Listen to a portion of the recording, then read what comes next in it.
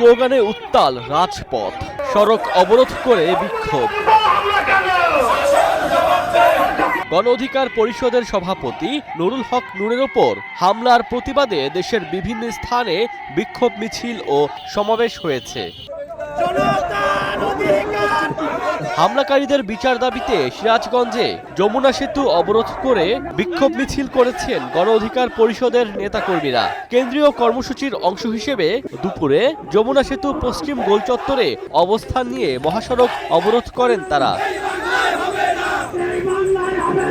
দুপুরে কুমিল্লায় ঢাকা চট্টগ্রাম মহাসড়কে আগুন জ্বালিয়ে রাস্তা অবরোধ করে বিক্ষোভ করেন গণ অধিকার পরিষদের নেতাকর্মীরা। এতে উভয় পাশে সৃষ্টি হয় যানজট, দুপাশে আটকা পড়ে মালবাহী ও যাত্রীবাহী বিভিন্ন যানবাহন।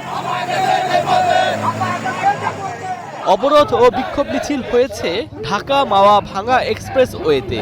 এ সময় মহাসড়কে অবস্থান নেন শতাধিক নেতাকর্মী। হামলায় জড়িতদের আইনের আওতায় আনার দাবি জানান তারা।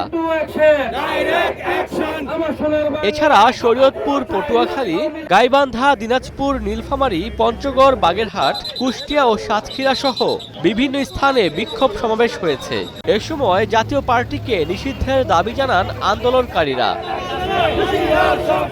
Omar Faruk, Star news.